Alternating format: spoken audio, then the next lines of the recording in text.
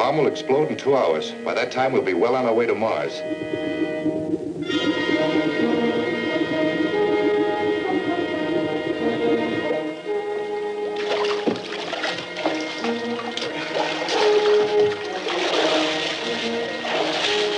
What did you run into down there? There's a shaft in the back end of that tunnel. Somebody came down and cut the air hose. They must have a hideout in there. What can we do about it? We can keep them in there until we get help. Go out to the car and radio Mr. Steele to send some troops with underwater gear. We're trapped. No, we're not. Where are those gas bombs? They're right over there, sir. Get them.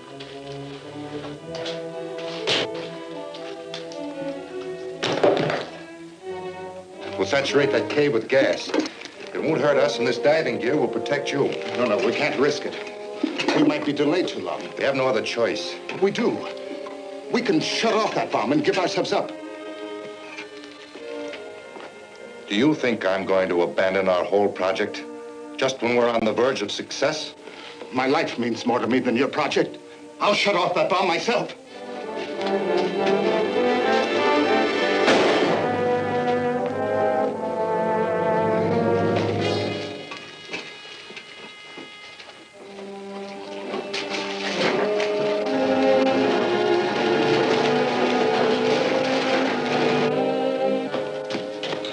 It'll be another hour before they get here.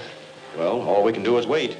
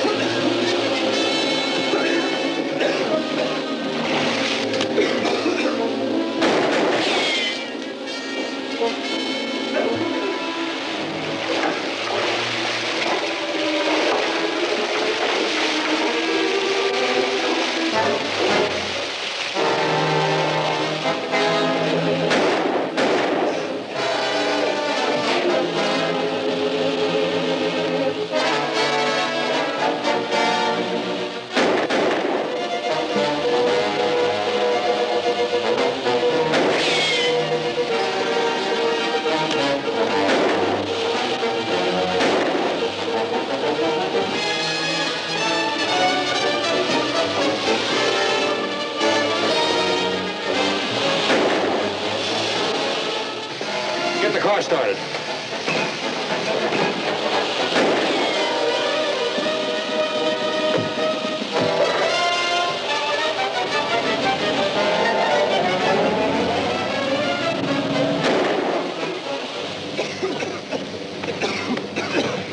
Maybe we can catch them. I'd better fly after them.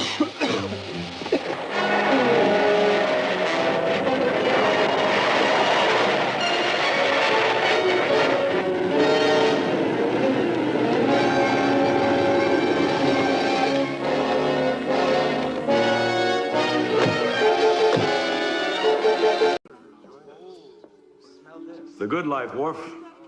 I am not concerned with pleasure, Commander. I am a warrior. Even Klingons need love now and then. For what we consider love, sir, I would need a Klingon woman. What about plain old basic sex? You must have some need for that. Of course. But with the females available to me, sir, Earth females, I must restrain myself too much. They are quite fragile, sir. Worf, if anyone else had said that, I'd suspect he was bragging. Bragging, sir? Mr. Worf, do you know Gilbert and Sullivan? No, sir. I have not had a chance to meet all the new crew members since I have been back. They're composers, Worf. From the 19th century.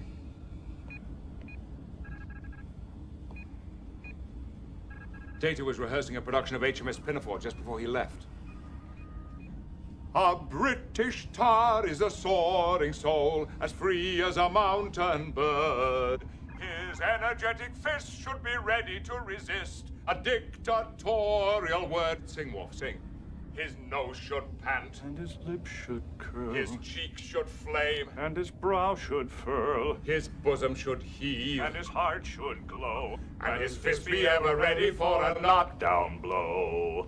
His nose should pant and his lips should curl, his cheek should flame and his brow should twirl, his bosom should heave and his heart should glow, and his fist be ever ready for a knockdown blow. Prepare the doggy claps. His eye should flash. All right, Nanas, let's see some chatter. Hey, batter, batter, batter, batter, batter. Hey, batter, batter, batter, batter, batter, batter, batter. Death to the opposition. Here we go. Welcome to What the Dub. The rules are simple. Each round, a video will play with try and make this missing as Star Trek as dialogue. possible if you Each can. player enters their wittiest replacement dub. Players watch the dubs and vote on the best one. The player with the highest score at the end of the game wins. It's just that easy. Okay. And chat, you'll get a thing to vote on soon. Round 1. Nora, I think you're a little upset. Would you care for a sedative? Dreamwalker Chakotay, why? Low-hanging fruit.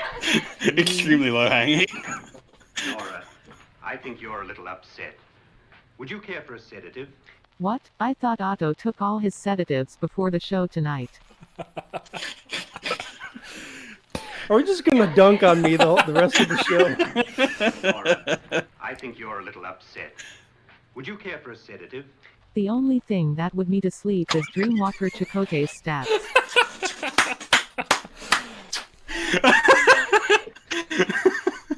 Miss Jones, let me introduce Professor Alexander Saxton. Please, Saxton was my grandfather.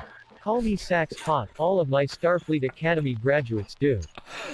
Miss Jones, let me introduce Professor Alexander Saxton. No thank you, I've already cited Captain Saxton. Miss Jones, let me introduce Professor Alexander Saxton. He is best known for playing Wesley Crusher on the hit show Star Trek Voyager. No. Hello. He's summoning the... Hello, everyone. We are here. I am wrangling YouTube because they've blocked... Oh, there we go. My stream is no longer being blocked due to copyright issues. There we go. They are finicky with the pre-stream stuff. The Twitch don't care, but you put one little clip show in between there, and they hate it. Anyway, hello everybody. Even Shades of Grey, my God. even Shades of Grey, the ultimate copyright violation of the 21st century. They knew somewhere is going to be some Kate Columbo clips or some TJ Hooker. Yeah. And just I think this might be the only channel in the entire world that gives a single solitary fuck about Kate Columbo. Yeah, I could probably get away with Kate Columbo. Who knows? We'll see. Right, I'm going to boot up the episode in a minute. Guys, welcome to our first live watch-along. If you have a copy of the episode, you will need a copy of the episode or via your preferred streaming service or otherwise. And I will be doing time codes down the bottom. So we will be starting on that. I'm just going to get myself sorted a few minutes. This is Among the Lotus Eaters, which is is from the Odyssey, isn't it? Originally, it's about a group of people who, ate their more than their fair share of the product and not. Have you ever read the Odyssey? No, but I have read the Google snippet of the Odyssey, which is about as much research as you can do here. As I recall, Iliad man myself. Odysseus and co. They're on their boat back to Greece or whatever, and then they happen across this island of lotus eaters they eat lotuses. And I believe they are drinking water from a tainted pool that essentially sets them into kind of a euphoria, and they just sit around and don't do anything all day. There we go. So that's what my university degree in Greek archaeology paid for. There we go. That cut rate spirit gum's not getting it done there, Frank. No, this is early Halloween preparation. I was thinking, if you do Mirror Spot or Klingon, right? This is a Klingon beer. I was about to ask if we had Tom Selleck around. No, that'll get copyright stricken. Yeah, we can't do with Tom a Selleck. quickness. No Magnum PI here. Right, let me just sort us out. So, Big and Frank, you've actually not watched this episode, have you? That is correct. Have not. Oh, fantastic! Okay. So we've got 2 newbies, so we're still going to talk over it. But I will have subtitles. So let's do So it. Idle, I have to double check that you're allowed to have the episode playing in the top left there, right? They won't see it on chat. You won't see it. Okay. It's all filtered. It's okay. We will not get blocked for this. You will just hear our dulcet tones. So I will give everyone a countdown. We're already dealing with that enough. We do indeed. So no, we are safe from copyright violations. So people, I'll give you a few minutes. Load up your Paramount Plus, your Plus. Amazon, your whatever else you've got to load up. So.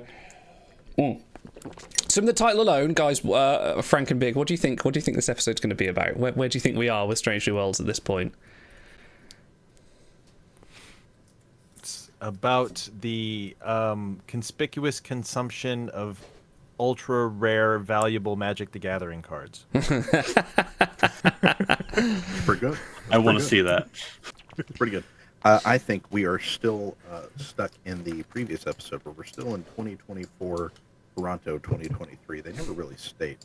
And Jim Kirk and notable love interest Lon Noonien Singh are out of hot dogs and they're looking for something. Your mic's cutting out a little bit, Frank. It's like your compressor's not quite kicking on. So they are out of hot dogs. Yeah. And instead of hot dogs, they rob a Chinese restaurant of all their crispy wontons. And then when they get to the bottom of the crispy wontons, they have to eat lotuses.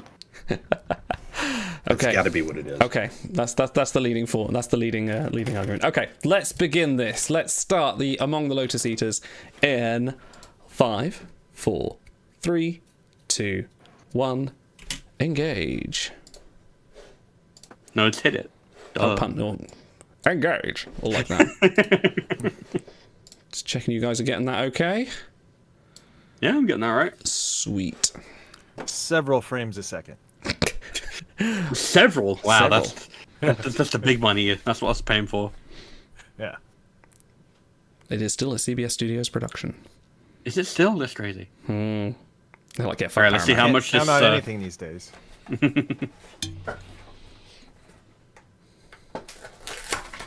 Let's see how much the pre-episode recap will spoil. I still don't get that. They've done that several times now. Yeah, I'm wondering. We're gonna get an answer for it. Don't worry.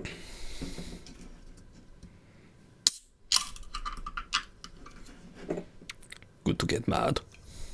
Oh, so it's going back to season 1 in spots. Look at that beautiful ship. Look at that beautiful ship. Ooga. See, Captain Battelle, she is a starship captain. We debated this last time because she was doing multiple jobs.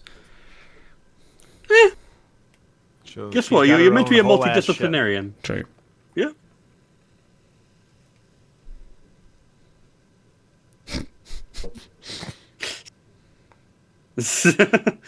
I think Cook Pike might be my favorite version of Pike. Yeah. I mean, Battelle is just a crime against food in general. So we've established this. We have, yes. Fun fact, that's a bottle of Chateau Picard. Of course it is. With a screw top. They had the prop. It has a screw top. From the cheap next they'll have the cardboard box of Chateau Picard with the spigot on it. So Pike's tasting wine is pedestrian at best.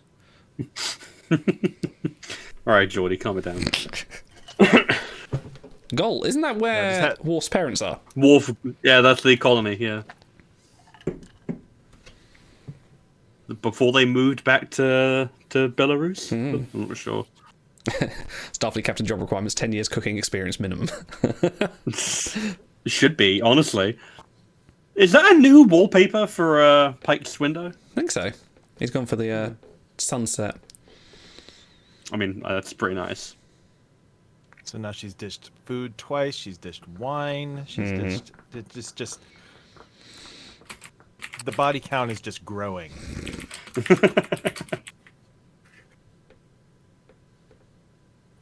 How much can you eat in 10 minutes? And she's like, Challenge accepted. He's joined the Commodores. What a great band. Real brick house.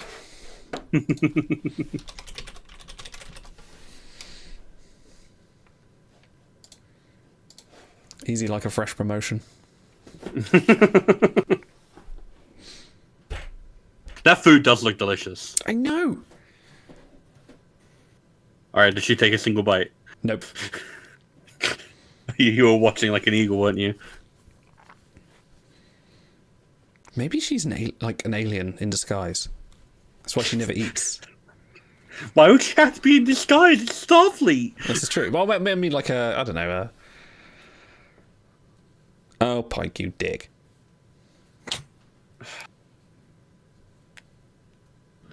Like literally the worst thing you can do. Exactly the wrong thing to say. Yeah.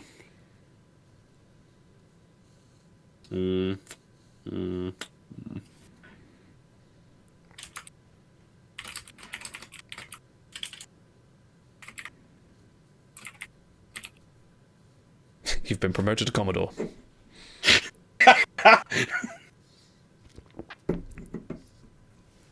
I love that he just goes. Tch. Well, you don't want it open. It's like an open flame on a starship. That's a bad idea. But he left the fireplace going. That's just an illusion. I love they've gone back to Rider 7 though. It's a cool pull.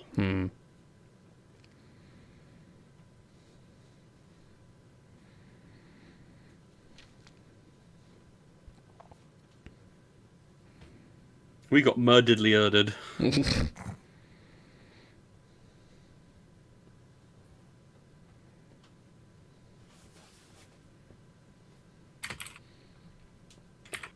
I want to read all that text on the side there. I bet it's like an interesting mission report. Has printed that out.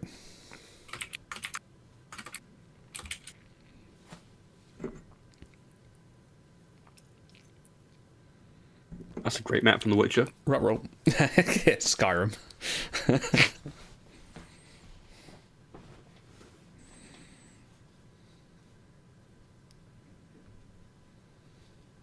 No, I need a badass. And Binger's like, for fuck's sake, I'm a doctor.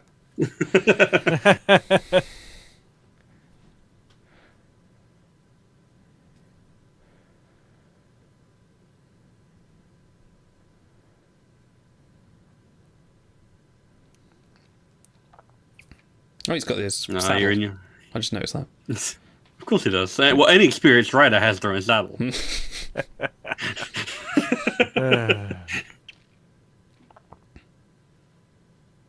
I like to imagine that Patel was like, Warp 9. Like, sir, the Cayuga can't hit Warp 9. Yes, get the fuck out of here.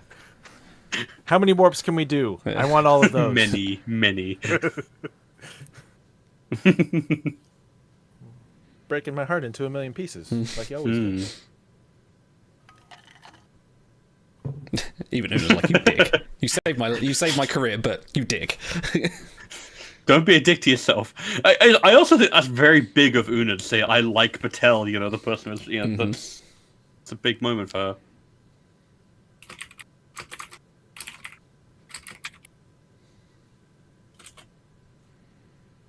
Sounds like excuses.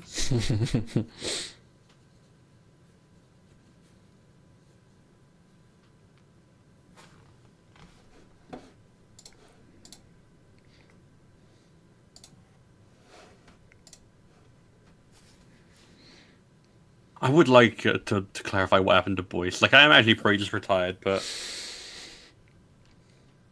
No, it was Boyce. It was Boyce, then it was Piper. That's right, Piper was in the original one. He went off to transform into Jeffrey Combs, and he'll come back this season. I wouldn't hate that. I'd like that. Intro. Yeah, they haven't actually mentioned Boyce, have they? That's interesting. No, they haven't. Because timeline-wise... But then again, they haven't referenced... Sorry. If I was confused about timeline, because people like, don't know when this happens. Like, it's literally... This Rigel 7 mission, then it's The Cage, and now it's Strange New Worlds. Or then it's Disco, you have Discovery Season 2 in the middle, Yeah. Yeah, I think the year on this is 2259 or 2260. I don't think they've given us an exact year. We're still about, 5 years away from Kirk. Oh, easily, yeah. I was having this conversation with Cranky, and Kirk doesn't take command until 2265 at the latest. That's plenty of time. 6 seasons in a movie. There we go. Dude, I'm here for it. I'm down. I think, honestly, Strange New Worlds could be the one to actually go the 7-season distance. I think it could. As long as Paramount don't fuck it up. Well, yes, that's always contingent. Where's Frank gone? He appears to have abandoned us. Oh, okay. Now, Namer, you're right. Why stop at 7? Can you imagine if it was the first one to hit 8? That'd be kind of crazy. To be fair, they are 10-episode seasons, so we could go on for like, if they want to put the same. Yeah, well, I was thinking about aging, but yeah. Yeah. I know that Henry Alonso Myers mentioned that every season doesn't have to be a year. Like, it could just be a case of one season is 6 months or whatever. So he mentioned that time is not the issue. It's more just a case of when we feel like we've told all the stories we want to tell. That'll be which is a good outlook to have. Yeah, that'd be handsome, man. Yeah, as soon as he says, I'm done, they'll go, right, okay, we're done. Yeah, let's wrap it up. Turn it into TOS 2. I mean, I don't think I'd hate it. See what They've done such a good job of recasting everyone. I fly the ship. Can get boring.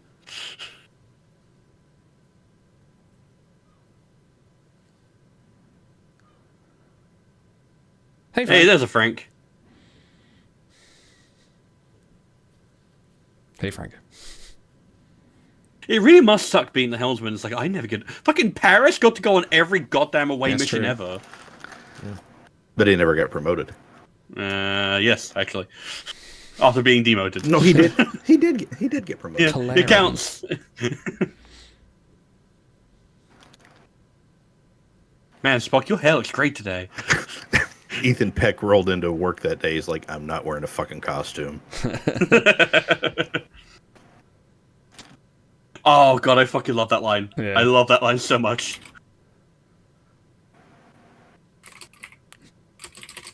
I like she's just like in denial. Yeah.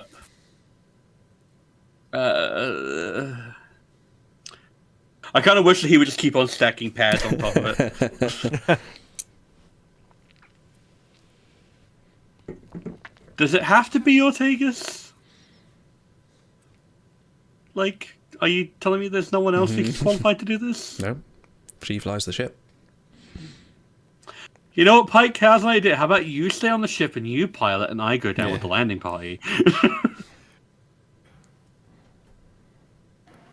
But she's the one crew member he calls by her first name every time, so why not?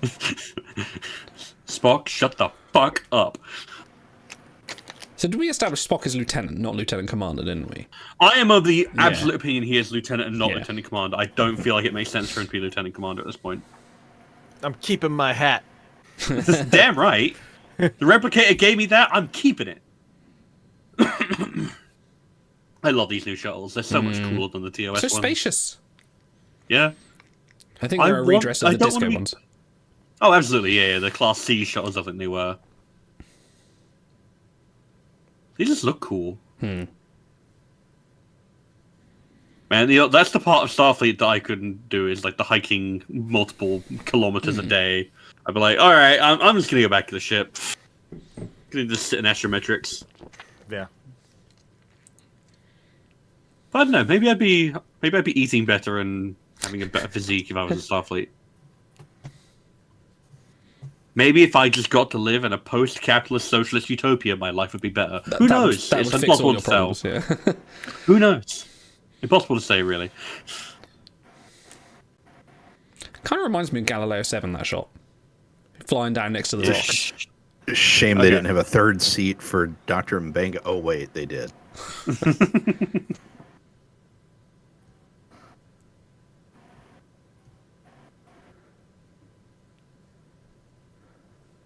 Oh, I love this.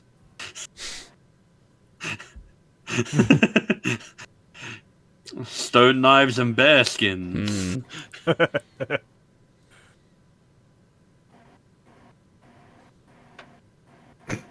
So the security officer makes sense. The captain, sure. The doctor, The doctor who is could beat the shit out of Klingons with a few little sort of injections. So, to be fair, I'm of the opinion that Mbenga could probably beat the fuck out of them without that.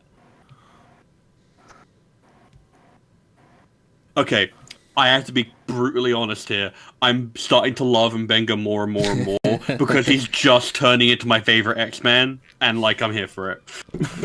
Trigger warning for people that have tinnitus, by the way. Yeah, it's a bit much. This was really hurting Marie when she was watching this, and I felt bad about it because apparently Reese Line was also dealing with it because she has like sensory thing, sensory issues. Yeah.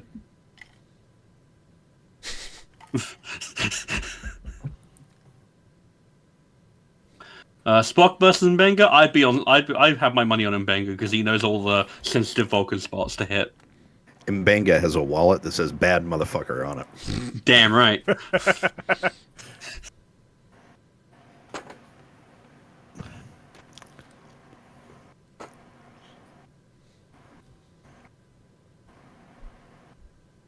I've always heard it's tinnitus, but maybe that's because of Archer. Yeah. Tinnitus. I think it's tinnitus. I always heard it as tinnitus too. In America, we call it itis. Illuminitis. I've always been. No, get out of here. Oh god. And we're getting a return of your southern accent from the STA adventures. I was a perfect gentleman.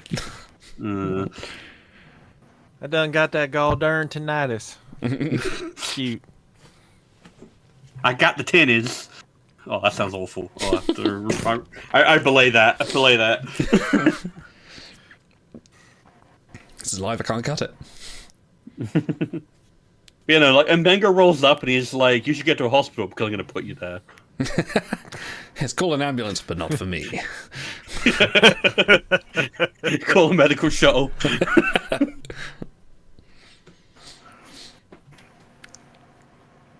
So what I really appreciate about this is that they are using the volume technology, but they're using it very sparingly. Yeah, the whole... You can tell right now, they're like, right, we'll put a few rocks out and here's the big screen. But it looks fucking good, though. Yeah, it does look beautiful really good. vista right there. That is beautiful.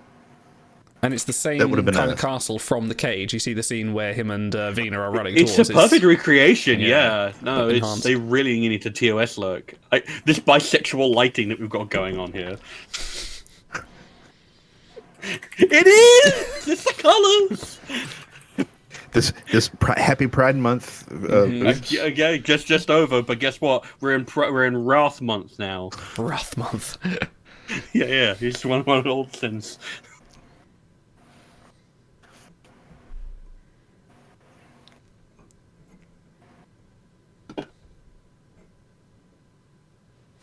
It's the Commodores again. And these are just the outfits from the Cage. Yeah. It's interesting they changed the Kalar from just like big, brutal oaf to like actual a civilization.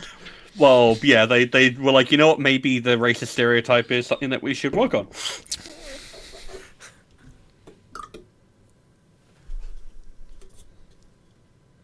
Oh, that's a problem. Well, shit.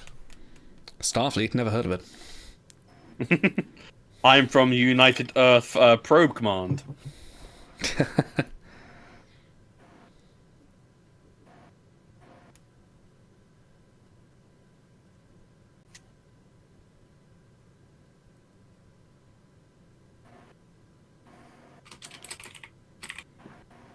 Oh, this guy. I love this. So if you remember The Cage, he says, we lost my yeoman. And Yeoman Colt replaced him.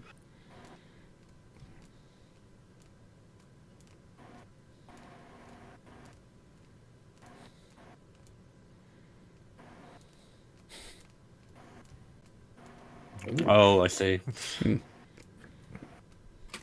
Which was the Flint episode? No, not Flint. The Admiral. No, the Captain that went nuts in TOS. Omega Glory, that I think. Omega Glory, yeah. This is Omega Glory done right.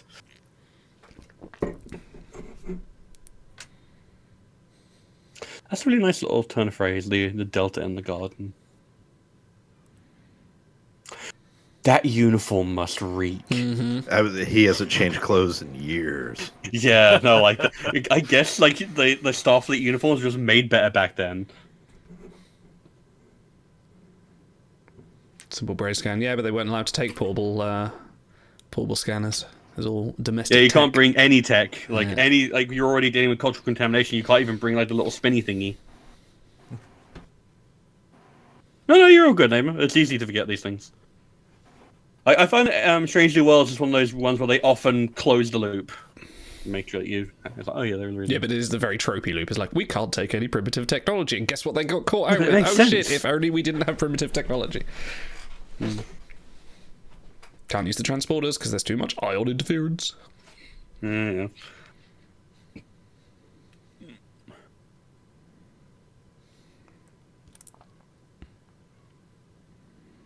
That's a nice crown you got, buddy.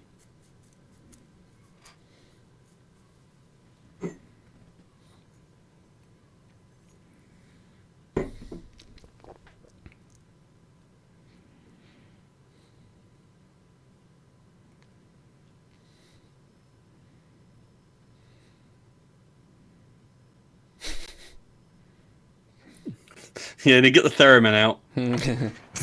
Fun back behind the scenes for this video. Big has a massive migraine. Yeah, that's probably not helping it. Oh. Yeah, I've dealt with tinnitus for 20 years, so it's not anything I haven't.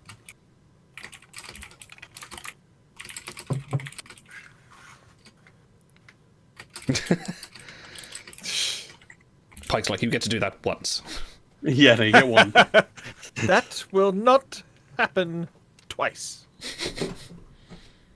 You may test that assumption at your convenience.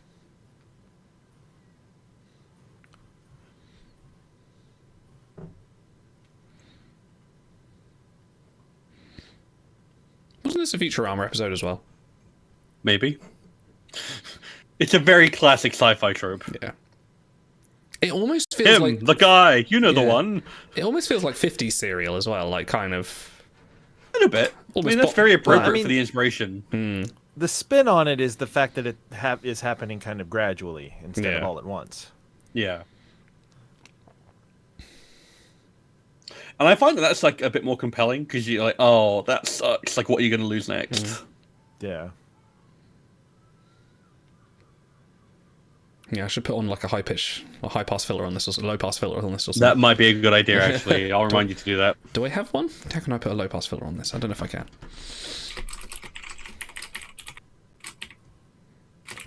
Una in command.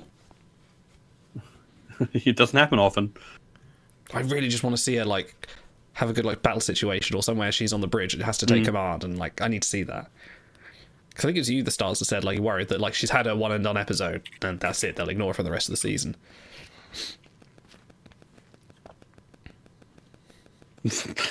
I'll take us. Calm down. Ortega's continuing to prove she's becoming a racist. I'm actually on board with Shai's theory. What? Sorry? No, have you not heard of Shai's theory? Shai's theory that she's eventually turning into the racist from... Aurora's not an alien.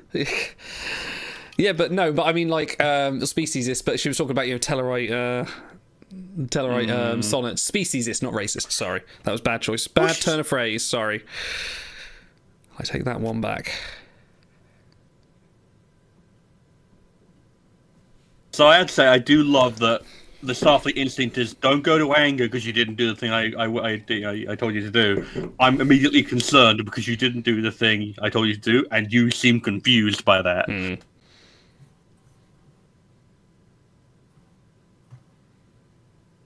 There's a great behind-the-scenes shot, I don't know if you've seen it, of, I think it must have been Celia that took a picture of just, like, Chapel and Ortega standing over her. She's taking a photo over and she's like, holding the hydro spray, all in first person. It looks really good. Now, if I was her, I'd be freaking the fuck out hearing that. It's like, all of my lobes? What about my lobes? I need those. She's got the lobes for translation.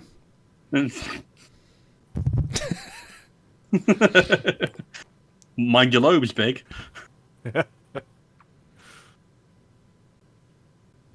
I like Chapel's new haircut. I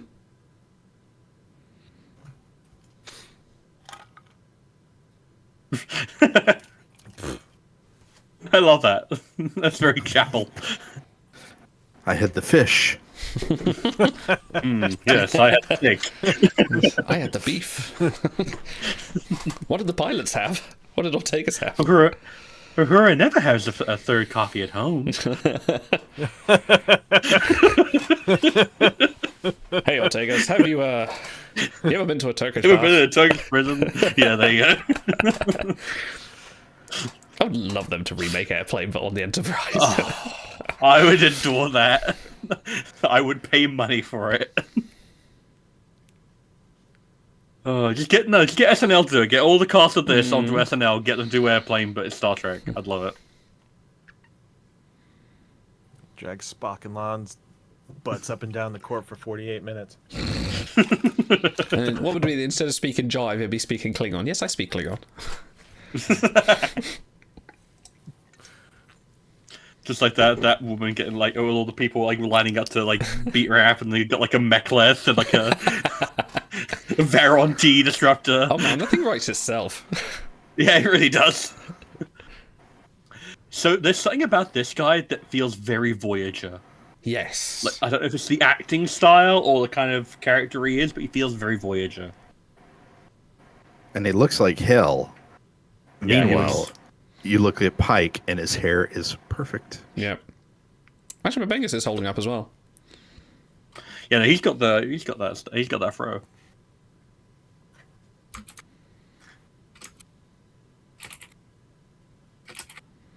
It's also this episode feels a lot like a Stargate episode as well. I've never seen any Stargate, so I have to take your word for that. Yeah, we should watch some Stargate. You'd like Stargate.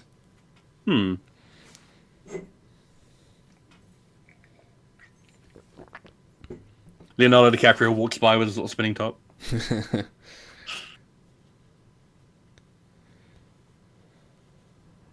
Like this classic. Yeah. Oh yeah. Break the rocks Work down. well, For what? And you will be treated well. Watch as Mbenga never actually saws through that piece of wood. He is a terrible woodcutter. Well, because he's not meant to be. Yeah, name of those are absolutely just medieval Mongolian helmets. Yeah. Like, if this were the 60s, I'd be like, yeah, you definitely stole those off the lot. But then let me find a picture of the Kalar, because I think they're not far off. Oh, I'm sure it's accurate. I'm sure it's Which is literally the exactly exact the same. same kind of It helmet. was a prop from, like... Yeah. Oh no, he had a furry good helmet. sword handles. He had a furry helmet.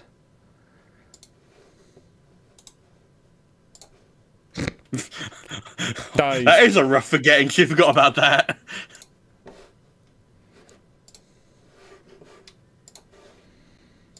Oh God, she's got the sledge.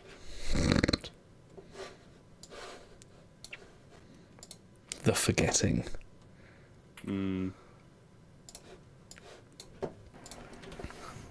I came home drunk from the bar and had a forgetting. My wife didn't like it. I said I didn't realize I was going to shit on the floor, but these things just happen. There we go. Sorry, Vic.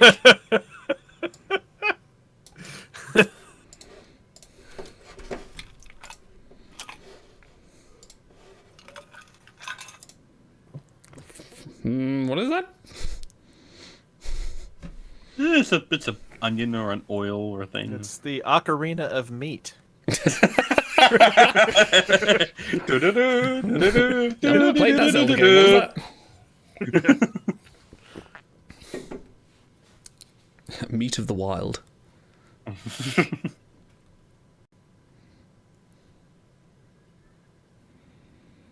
I don't have my my mementos. Where's Carrie-Anne Fisher? I mean, I don't. Where's Carrie-Anne Moss, rather? Was what I meant to say. Not Carrie-Anne Fisher. That's a composite person I'd like to meet.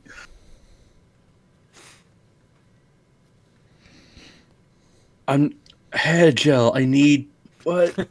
I need product. I'm losing volume rapidly. I'm supposed to be cooking 2 spaghetti dinners. Maybe 3. No. Lieutenant Van Houten hates it when I have 3. And he's still reusing the same spaghetti I need to meal. get back to. Need to get back to a beeping chair. Oh, that's a rough one.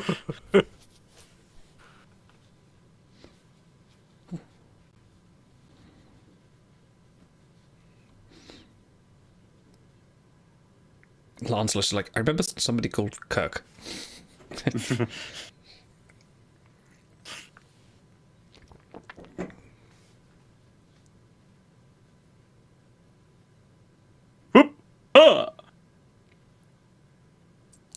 Ow! There's something really raw about just hitting him in the knee with a rock. Yeah, I'm begging like... No, that was so bad. Look out! Snake! A little bit. Ooh, that's so fun. I love that she got the hit on him. I was like, you don't see... If I don't get a full contact swing... Yeah, Namer, these are Skyrim guards. They only come at you one at a time. It's just it's homaging TOS. That's the way it was in the 60s. You never fought two at a time. Yeah. I'd love it if he said, I know how to ease her pain. He's got a big rock and was about to crush her head with it.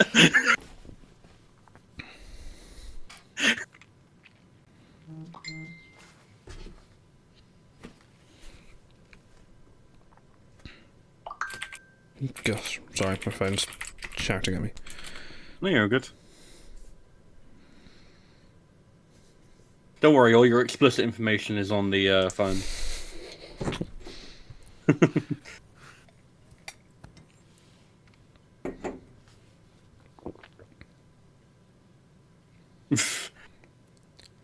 I love that little like Jess Bush is going. No. No.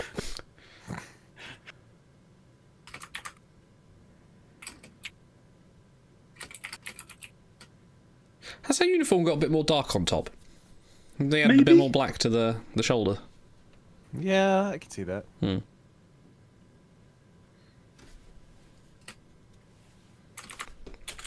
Everyone else, good luck. For everything else, there's MasterCard. Clearly, I am the captain. I am the most decorated. Oh, that's right. I A knew little I bit was of being conundrum, reminded of yeah. something. Yeah.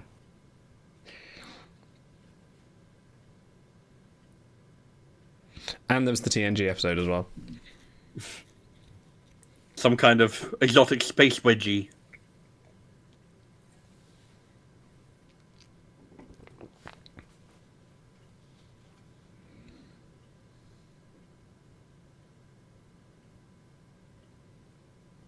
Yes, that, definitely.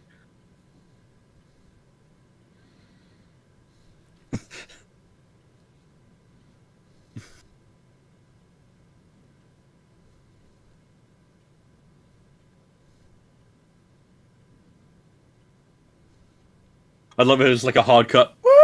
And they're just having an actual landing party.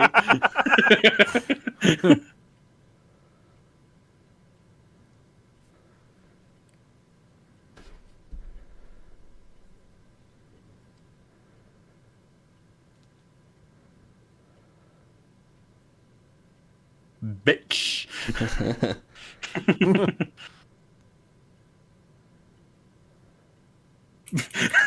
Can you imagine if you're just like at work and someone just hands you a pad in case of memory loss? in case you forget how to do your fucking job, like how patronising would that be? But thanks. I love it. Spock was just like, I want the ship to go fast, and like it will take us like into the debris field, and he's like, no, sorry, I'm stupid.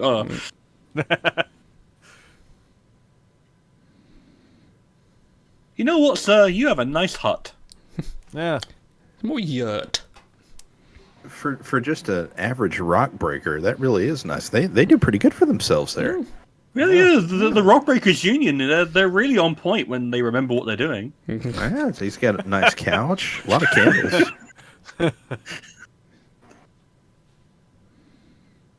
Close to work. Don't have to take any public transport. It's true. And you forget how much it hurts. Every day the pain wipes away and you're happy every day. Yeah. What bliss. There you go. Planet ignorance.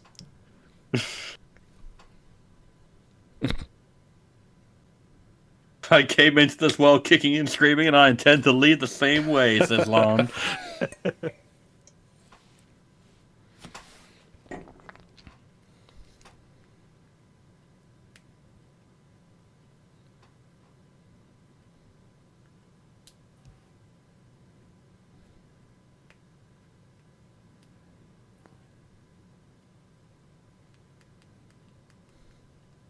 I think my time code is wrong. Oh no, it's fine actually. No, it's fine. It's good.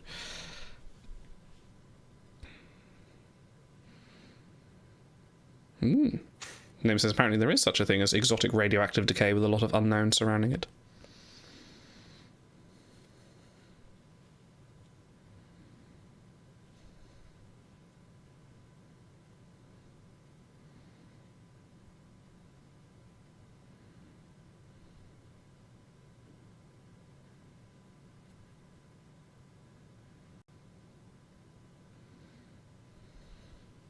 So all you're just missing is like mention of the Chappa Eye and some Jafar, and this is a Stargate episode.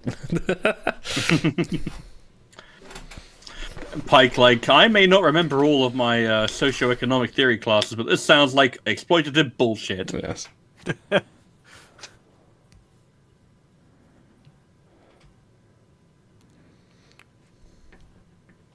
That does not surprise me.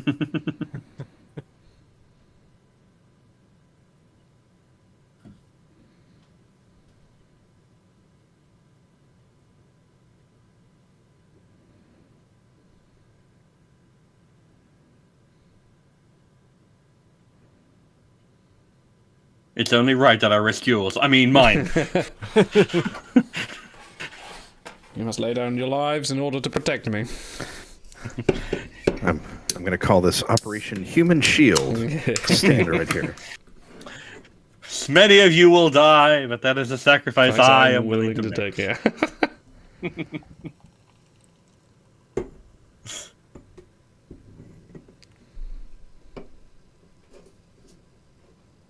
I love that. Like, for the instant justification is like, okay, you know what? Yeah, I buy that. That makes emotional sense.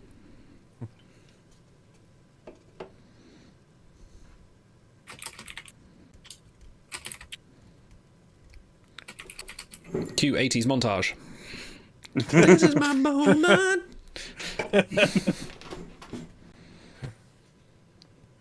Definitely a yerk.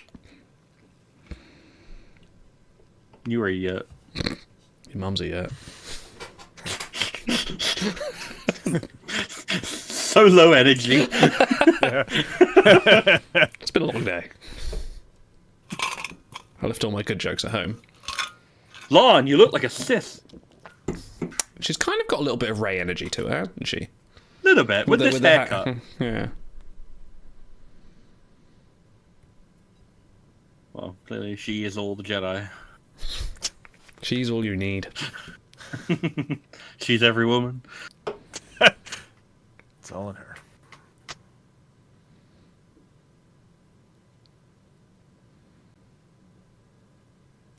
If you want my future, forget my past. There's nothing wrong with me. The future is a gift. That's why I stole the present. And you're like, shut the fuck up.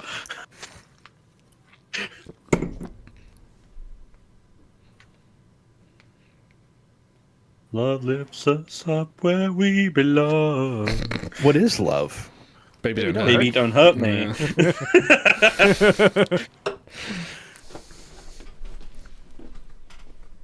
And then 30 seconds later, what is love? And then a minute later, what is love? Oh, I don't want to know what love is. Too no bad, longer buddy. required for you to show me. Among the Lotus Eaters, as explained through musical lyrics. Yeah.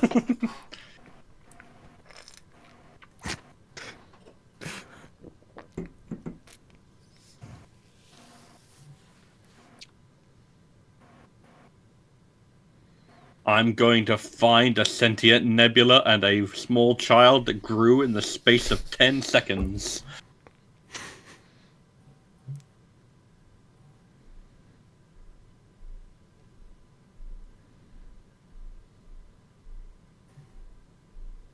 Don't mind me, just dying.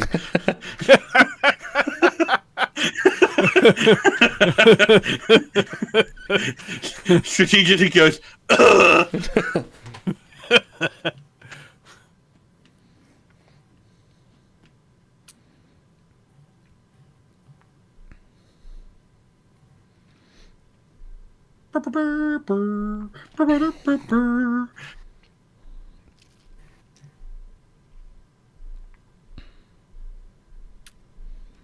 My ring-a-ling, my ring-a-ling.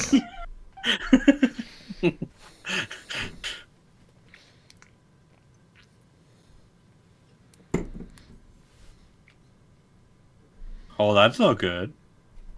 Why is the computer screaming at me?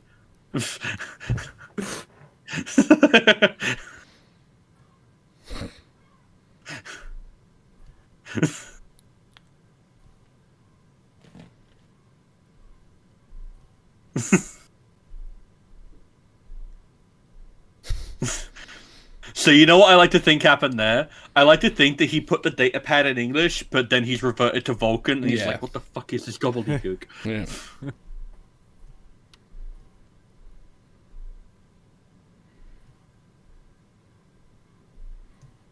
I feel like you're somebody that I used to know. The souffle has fallen, is basically what This whole bit feels very pack-led. Yeah. Maybe a little it's bit, yeah. your fault. Can you make us go?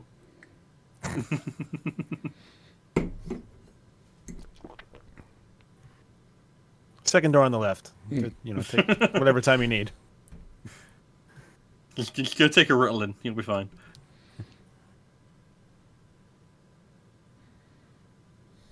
I wanted Spock to be just holding up his hands like, what? I am just like, be a complete weirdo. They call them fingers, but I know the sin of thing.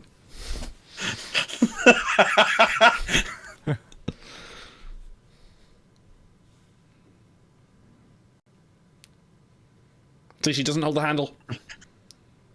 Well, yeah, that's been a thing since season 1 because they realized that was stupid. Okay, yeah, so this is a really effective shot coming up. That is fucked. You have stepped into the Twilight Zone.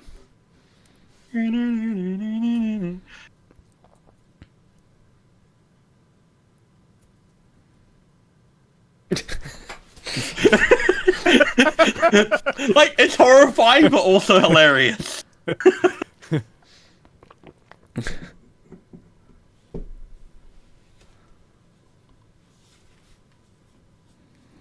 This is Main Street.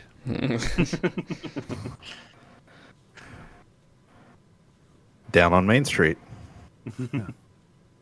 Not like this. Oh. Yeah, guess what? They haven't shown it since fucking 1987. But what if two people need to find directions? What, then they'll have different colours?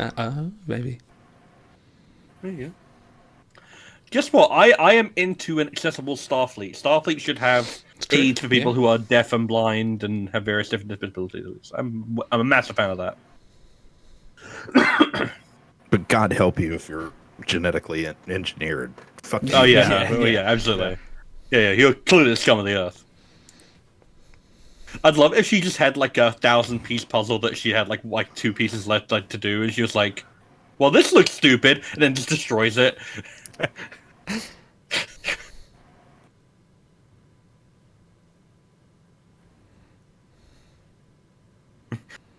Well, that sucks.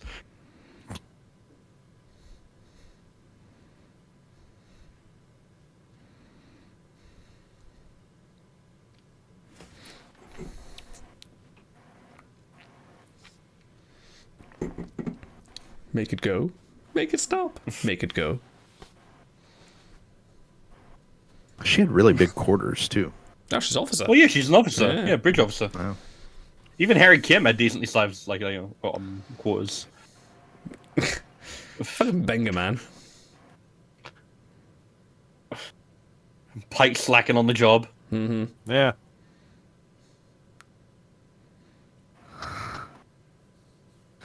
They used to be an adventurer too before I took a phaser to the knee. Yeah.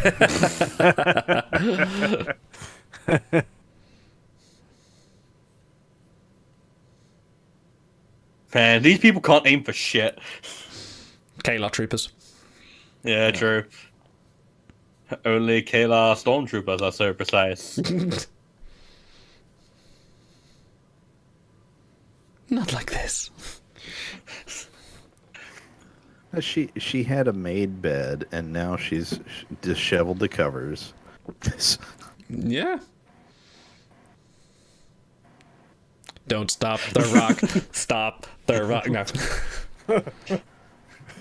Help. I need somebody. Help. We're gonna run this metaphor all the way into the ground. Look, there must be some kind of way out of here, said the Joker to the thief.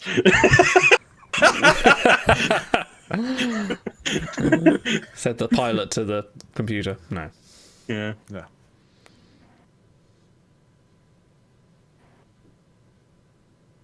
Oh man, I'm Alpha Shift. That's how you know I'm a badass. Those Delta Shift bastards.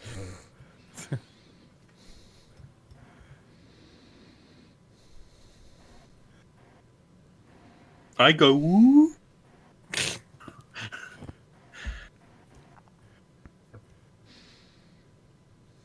So what about the other pilots? Yeah, no, they all got fucked, I guess. Yeah. They're not as good. Not worth talking about. I'd love if the computer was like affirmative. Oh, it did, yeah. And then yeah, but no, you keep on doing it, like every time she says it. Well, I mean, it is an affirmation of a sort, I guess. Yeah, the computer just keep on doing it. Yeah. Great. Now, how do I do that? I'd love if it was just like again back to airplane. She's just like punching people as she goes by. Yes. Can I interest you in some Ferengi riches? Jewish for Jesus, Scientology. Can you interest you in the divine spirit of Shakari?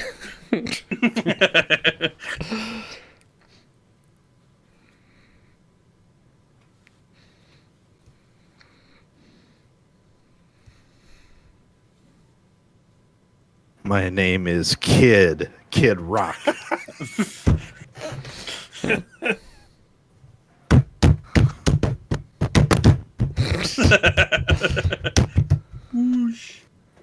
Man, Constitution class is a gorgeous ship. Yeah, they've made it look good.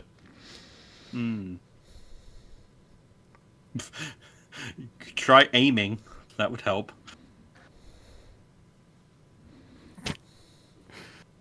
You remember when I said I would kill you last? I lied.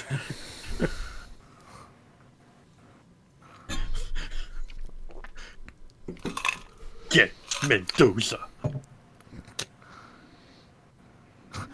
Do you feel in charge? You really adapted to forgetting. I was born to it. Alright, now he's down, you can kick him a few times.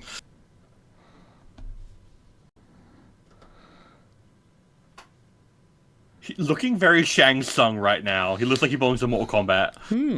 Yeah.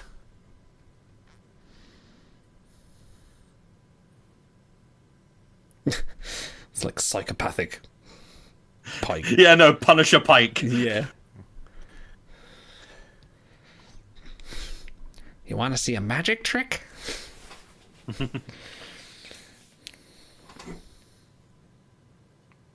Guess what? I think you can, actually.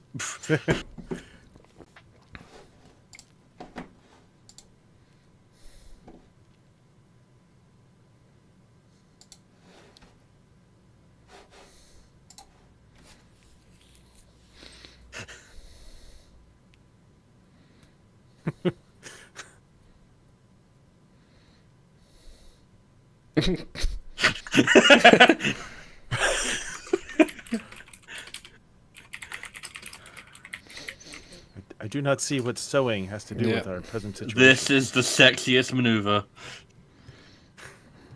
Sorry, but it is. The eye flying the ship maneuver. Yeah. They call it Ortegas like Epsilon 3. Oh my god, I never realized there's a mural of him, like with the Starfleet Delta and everything on it. That's kind of cool. See, for a 4-hour mission, they took down a lot of guns. To be fair, they clearly needed them because like 2 people died. Oh, yeah.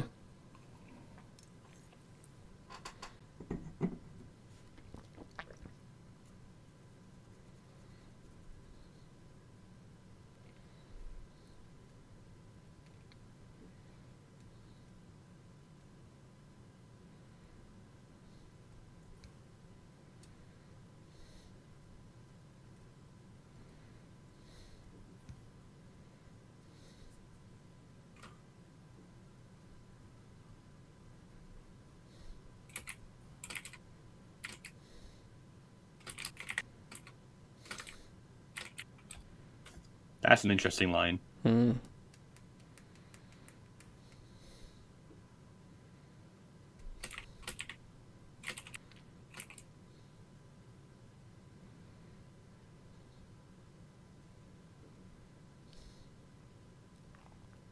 I thought I could see you do pratfalls and walk into rakes.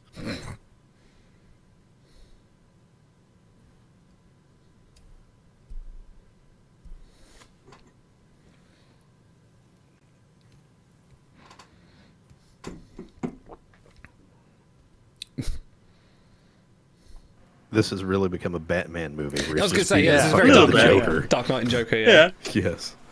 I'm alright with that. You can't save them both. A little bit. Where is she? I could see Anson Mount as Batman. I could definitely see him as Bruce Wayne. I could see it. Yeah, I could definitely see it because he's suave enough to have Batman Beyond Bruce Wayne style, and then see him in the suit, definitely.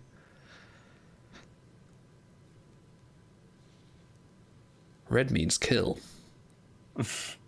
It would be wise not to confuse the two.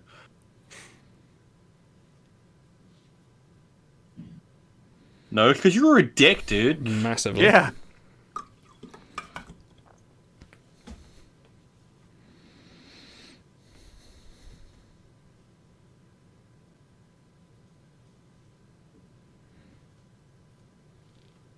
Not you, though. You suck.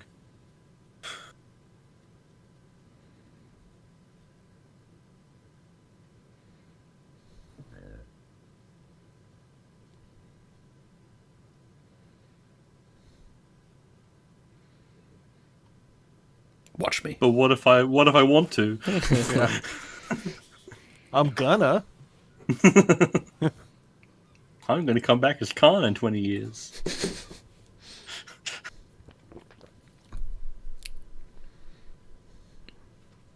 Oh, he's got the medical hexagons on. Yeah. Well, that's how you know it's good. If it's hexagonal, it's a safe shape. 23rd century. Don't worry, Ray. You'll be in another trilogy.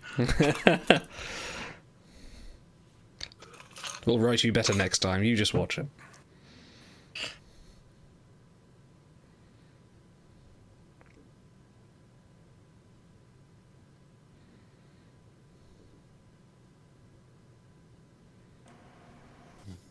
Like this one time I went back in time with this really hot guy, and I kissed him, and then he died. We had that hot was dogs.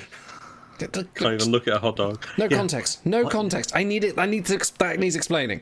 Look, it's just their thing. That is their thing, but why? Well, it's like how when we meet up, I tug your nuts a little bit. It's just like that. Yes. Did I forget? You don't Where forget. were you on Rigel It's 7 so when you second did nature. that? Because I have no Yeah, memory. it's second nature. Yeah, it's second nature. You don't even question it now.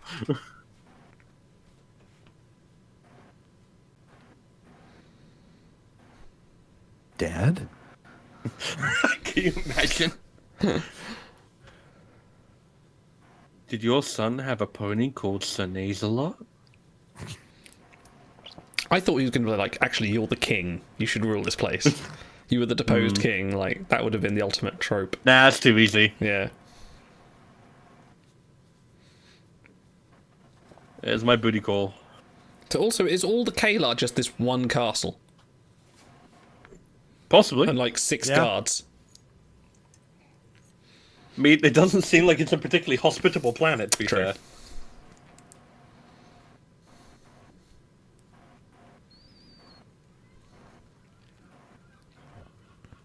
Well done, Spock. Turns out you were the real hero all along.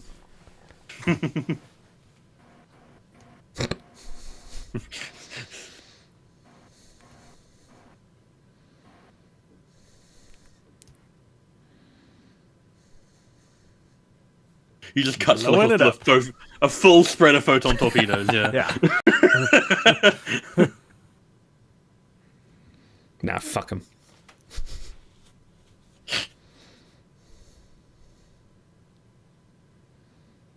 I like how McBain and Chapel are on the bridge, as in very kind of TOS, like, for some reason, McCoy and Chapel are there, like... Yeah.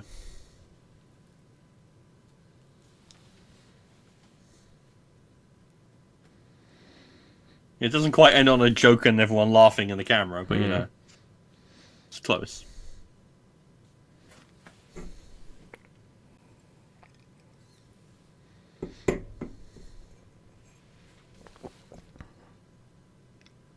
Yep.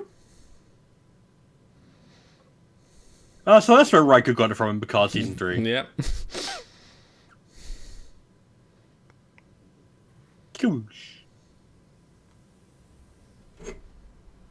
I don't know if I'd call it routine. I'm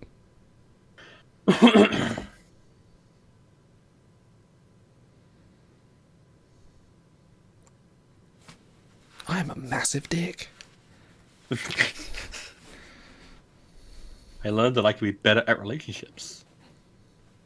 I don't care that you never eat my spaghetti, even though I've cooked the same spaghetti 15 times now.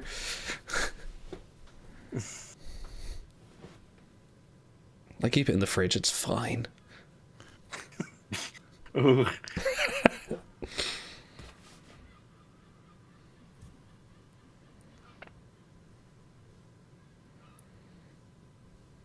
Look, Patel, I'm giving you an easy in here. If it's not you, it'll be someone else. I'm just too hot not to have a romance. And go back to that lady that burns children, like, anytime.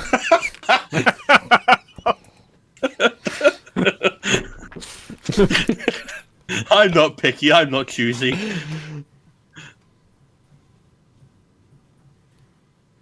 Oh, Mr. J. Tenpenny, and she's like,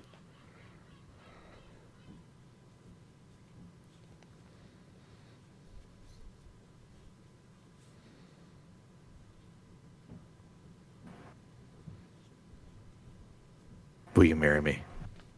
yeah, no, we're not going that far. Yeah. Nah.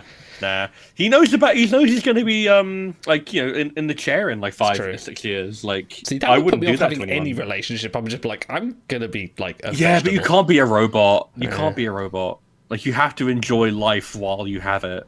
Like, yeah, don't get married and don't have kids that you're gonna like essentially orphan. But like, 30 minutes. Holy shit, she's got it. he's got endurance to last. Damn. He's like the Energizer Bunny. With the windows open too. I mean, yeah, Spock's just flying past on a shuttle, just kind of going like, not again. I do not perceive. Can you put his hologram up, please? Anyway, that was okay. I love that there's a credit for afraid crew member and shirtless crew member. well, the afraid crew member is the best because he was cowering on the floor like he just shit himself. Probably had. Knowledge of bowel movements could have been wiped out in the radiation.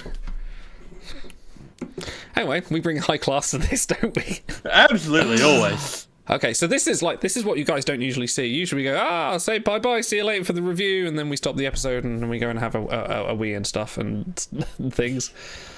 Right, let me stop this and just reset chat. And yes, Jimmy, you're correct. Incredible neuroplasticity. So, like, that's something I love about Star Trek is no matter how much brain damage you've taken, no matter how much radiation that you've imbibed, no matter how much poison you've taken, no matter how much of a plasma fire you've been nearby, so long as you get out before the recommended fatal time, completely fine. Yeah. We all know it's all or nothing with radiation. Totally. Totally. Yeah.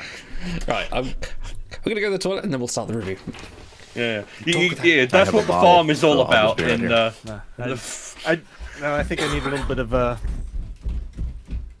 something to open me up a little bit. I think so. Go for it, dude. I'm trying to fit a joke in there. He's gonna come back with a planet cracker.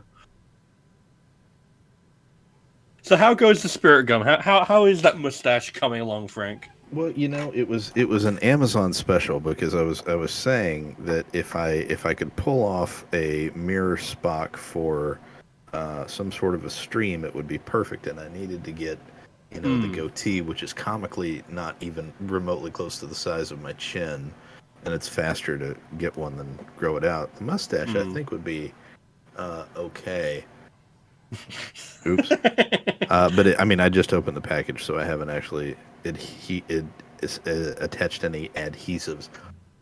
Yeah, well, so let me just give you a bit of advice as someone with considerable more experience with facial hair. So when it comes to glue, you want to go as hard and as fast and as strong as possible. So when you get some super glue, just rip it right out of the packet. Captain Patel for 30 minutes. Yeah, just apply it liberally and then just go slap. Perfect. There will be no long-term consequences for this. I could just take the next month of growing mine back out because during the 2-year-long forever quarantine, I mean, my hair was not quite as long as yours, and I had the full, I haven't been outside in 6 years beard and everything. And then I said, well, I should look like a human and not a Klingon. But now I'm kind of regretting that because I'm tired of looking like a human. That's valid. Right. Are we comfortable? See, this is where someone says something really funny, and then we break into "Welcome to Star Trek." But I think we have to. Do we wait for that to go naturally, or say something funny? Someone says something funny. Not necessarily me. Well, Hey! It's gonna be me. And welcome to Star Trek, our ongoing adventure through the episodes of Star Trek. And this week we are carrying on with the brand new Season 2 of Strange New Worlds. Among the Lotus Eaters, freshly picked from the Odyssey, Homer's very own adventure. Well, not his very own adventure, his very own storytelling of adventure. Stars, please give us context. Where is Among the Lotus Eaters from? This in this stream. This is for the review now. This is going to be sliced. This is going to be cut up. All right. Well, so this is your context, fresh from the lips of someone who has a bachelor degree in history, including a course in Greek archaeology, which means I have, of course, forgotten all pertinent details. So in the Odyssey, I believe Odysseus and his crew find an island on their way back to mainland Greece. I think it's Athens. I forget. And it's a island upon which there is a small population. I think it's all shipwrecked, sailors and such like that. And they eat and subsist mostly off of lotus flowers, I believe it is, and the water that is naturally occurring on the island. But the combination of the two, or I believe just the water, basically induces euphoria, and no one has any compulsion to actually get off of the island and leave and go back to their homes, which is a big no-no for Odysseus because that's the entire point of his journey. Is I want to get home to my smoking hot wife and probably a few male slaves that I dally with. Which, knowing Pike, could also be true. This is very true. He does have very handsome male yeomen. He does. He did have a handsome male yeoman until he left him on the ruins of Rigel 7 to become another megalomaniac Starfleet officer who decided to claim himself to be the king. Where have we heard this story before? The Omega Glory, other ones. I was going to say there's a space seed, kind of. If you'd let him curdle for another 20 minutes, he would have come back in the movie for Strange New Worlds instead. Okay. This episode would definitely felt like classic Trek. Was very much a nice little one-shot adventure and very typical kind of almost felt like a Voyager episode. I think someone else remarked on that as well. Sort of late 90s kind of TV. I remarked it as being very Stargate-esque in the way it's handled. I know you guys haven't watched a lot of Stargate, but I binged it at one point, and it felt very similar kind of trappings. I think it's partly because of the Mongolian kind of culture. It was sort of like throwbacks to, what sets do we have around? Oh gosh, we've got these costumes here. Let's just use them and throw us back to that century. Yeah, I think that's pretty appropriate. It's a nice blend of TOS style because obviously you're calling it all the way back to the cage with the actual trappings of the environment. But yeah, there's something about the setup and the way it's executed that is very TNG. I'm reminded of that. Is it season 1 Voyager where Janeway gets injured on a away mission and she's picked up by that old man who has amnesia, and he thinks that she's his daughter. That's right. And he wants to get to the prison where, I think Tuvok and Kim are being held up, and it reminds me very much of that, especially in the performance of Luke, I believe his name is. I don't know what the Luke, L-U-Q, Luke. And now you talk. Sorry. Yeah, Reed Birney. I'm going to call him out by name. Reed Birney. He did a great job as Luke in this. Yeah. In this. So the everyman, I am the Kalar that speaks. You know, we're not going to see the rest of the society, but we see this guy in his yurt and for all its glory. It did feel that. I think that bit felt a bit thin for me. It feels like, you know, this whole, you know, the Kalar are a race. They are a whole race, but it does seem to be this one palace and these group of people in a field. It didn't seem to be like a whole planet's worth of people. Oh, it's a very classic Trek then. Yes, yeah, exactly. Yeah. It's a work camp representing an entire, and just the underbaked philosophy of having to piece together a reason why you don't have memories of anything. So, you know, the problem with classic Trek that we all love, is that they can't all be winners. Yeah. And back when you had 22, 24 episode seasons and you had 7 seasons of those, some of the episodes are like, oh, okay, but they're like, I have a lot of questions. And you could have developed this more into like maybe plant the seeds down the line a couple episodes ago so we finally get here instead of just discovering, oh, hey, Pike left a guy behind years ago and didn't go look for the body. And poke it with a stick. Context is that in the cage, going back to 1967, I believe that was the year when it was unaired. 64 actually. 64. No, 64 was the concept. When it was filmed. Oh, was it really that much before? Gosh, I'm pretty sure it was 64 was filmed.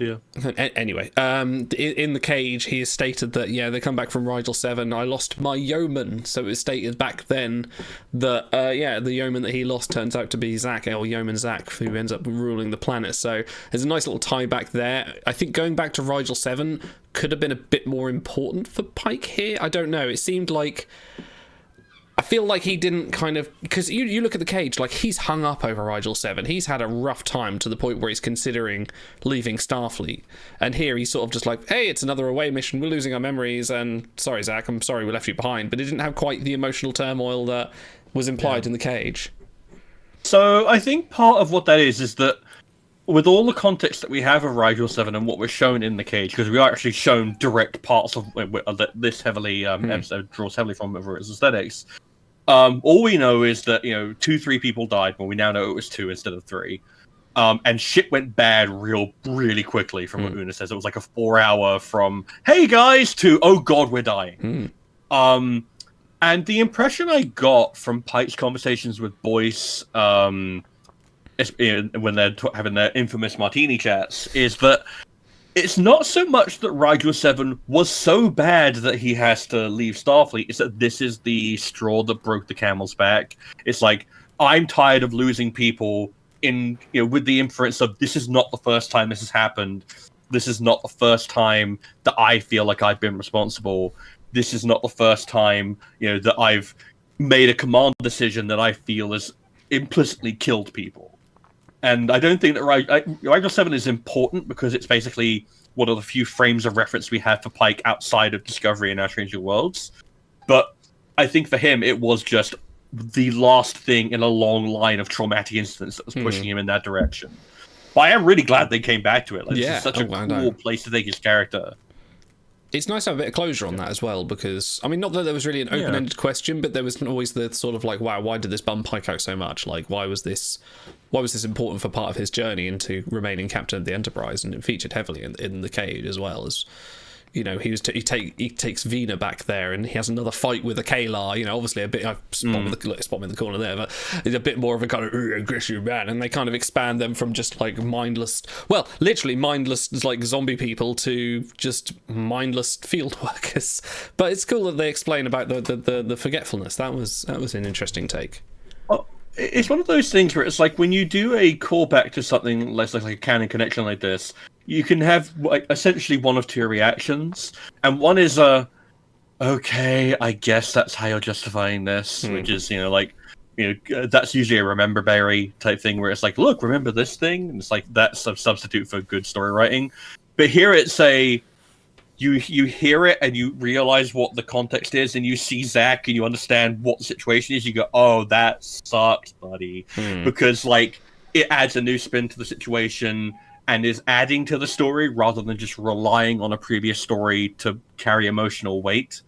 Like, you don't have to have seen the cage for this to matter. Like, especially during the briefing, you can tell from Anson Mount's acting that this is something that weighs on him very heavily. He's not nearly as, compare his briefing here with the briefing that he has with like Sam Kirk and Uhura before they do the Comet mission in season 1, where he's like cracking jokes about mustaches and like he's leading the conversation. Whereas here, like Una and Spock are kind of dictating things, and he's just sitting there looking very pensive and unhappy that he's having to deal with this because it's a raw spot for him. And I like that they pull that from him. Yes. Thanks, Sam. It's Sam Frank. I'm thinking that's a drink, isn't it? Sam Frank. Probably. Sure. Sam Adams. Sam Adams. No, I'm thinking of Shirley Temple as well. No, okay. Anyway, speaking of Shirley Temples, Ortegas had a fair bit to do with this. I thought this was going to be much more of an Ortegas-focused episode. It kind of wasn't. It was sort of half and half between Pike and Ortegas. So there seemed to be like she had not the episode I kind of wanted to have. I wanted to sort of like have a sort of trajectory and give her a bit of a past story and maybe take the spotlight for a bit, but it did just seem to be like she lost her memories and then had a massive confidence boost. I fly the ship, which was a cool moment. I did like that. Even with all the sort of... it was a cool moment and all, but what did we come into the episode knowing? She flies the ship. Yeah. What are we coming out of the episode knowing? She flies the ship. Yeah. It's like they tried to put a lot of weight and resonance around that, but in the end, there's no growth there. There's no development there. Like she didn't get to do... We've had a lot of backstory with La'an over the last really season 1 and season 2. We know a lot about her, and we had a centric episode just last week. And now we're kind of like, okay, everybody should get their own episode arcs, maybe except for Spock, so we can see where all these people came from, who they are. Kind of got that with Una, really, with the trial, and an excellent episode. And yeah, I agree. You just kind of get, hey, this is Erica Ortegas. She flies the ship. By the way, Pike calls her Erica. By the way, they've served together a lot. She's a veteran. By the way, she's a pilot. Oh, and she's a pilot. She's really good at it with a smirk on her face, and she loves to control. We've got that on Disco too, where we've just got a really good pilot, and we don't know why she's a good pilot, but just that she's a good pilot. And but did we ever learn why Sulu was such a good pilot? So much so that his own daughter became a pilot. Do we know that Sulu was a good pilot? Yes, he was a pilot. He canonically was. Was he? Yeah, okay. Yes. Guess what? He flew a helicopter. If you can go from piloting the Enterprise to a bird of prey to a Huey, and you're like the only faux pas you make is turning on the windshield wipers, you're probably a pretty good pilot. So exactly. So I take this. I don't think this is an Ortegas episode. Like everyone took there is an Ortegas episode this season to mean that it would be this one, because this is the clip they showed of like, we're going to show you a bit of season 2. And I don't think this is the Ortegas episode. I think this is a Pike episode that they gave Ortegas something to do in, and we are going to get something much more substantive later on in the season. I'm hoping that is the case, because there are tons of hints about Ortegas here that it's like, okay, so we know she's a veteran because she referred to that in the opener with her history with the Klingons. She knows plenty about hiding from Klingon ships, so she clearly was in the war. As we've established, she's served Pike for a long time. I'm interested by the fact that she appears to have a model of a ship similar to the Shenzhou, like the Walker class, right next to the Enterprise. What if? Which indicates maybe. What if her and Detmer were like Alpha Beta shift pilots on the Shenzhou? Like, that would be cool. That's entirely possible. I think like a prequel, like little spin-off, like a short trek with her and Detmer being ultra competitive in the Academy could be very cool, because they both claim to be big hotshot pilots. So that'd be a fun little. Yeah, I'm absolutely assuming that we're going to get something more substantive, because in the trailer for season 2, we got a shot of a few things that I thought was definitely going to come up here. Because they made reference to like a casket of memories that was going to hold all of the memories, and they were going to release it, and they were going to come back to themselves. And that didn't happen in this episode. But what I assumed when I heard that was like, oh, they're going to smash some kind of telepathic device, and then it's all going to come flooding back, and then but that didn't happen.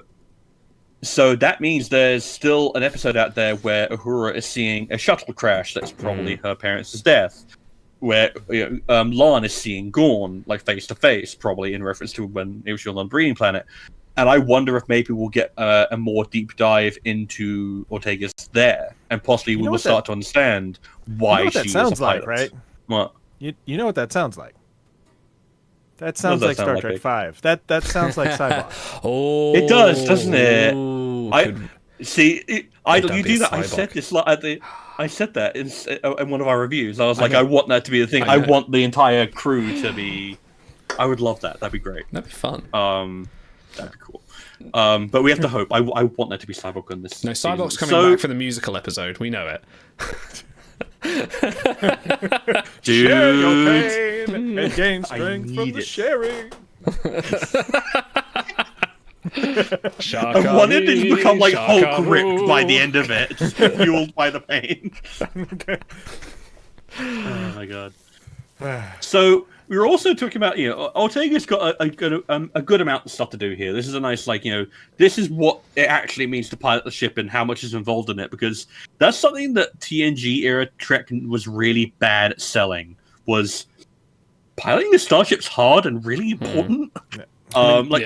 Paris got to do, and then it looked cool, on the CGI shot. But there was a bit of a disconnect there. You were just kind of told he was a cool pilot.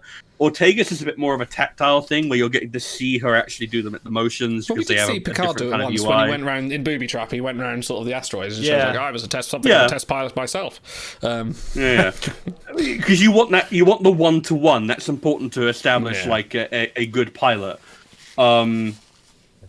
And I feel like it's nice to put a bit of respect on the helmsman, because otherwise it's like they don't get shit all to do. Like Sulu historically got nothing to do, and Detmer got a little bit to do in season 3 and 4, but not much. I wish you get some more development. Now, if we're talking about people who need development, Una, she didn't get a lot to do here, which I'm a bit sad about. No, it's continuing a trend of finding reasons to take her off the board early in episodes. Yeah, it kind of is the thing, isn't it? Oh wait, you're all super strong, awesome Illyrian, but it's the wolf effect. I was going to say Data. How can we compromise Data in this situation? Captain Marvel needs to go to the other side of the galaxy right now. He really can't be here. So you saying Una's going to go nuts and sort of go power slide through a bunch of starships? I'd be down for that. Why not? I would love to see Una get to unleash some kind of tactical genius or some real ridiculous bullshit. I want to see her in command doing something awesome. I need to see why she's the first officer. Because apart from a few administrative stuff, we've not seen her essentially have her moment. Need to see her being sort of a little bit badass. Which we've established who she is. Now we want to see what she's capable of. Yeah, definitely. So I hope we get. And the thing is, I feel like this is such a weird problem to have, because I'm coming off of the end of a Strange New Worlds episode that's got really good development for Pike.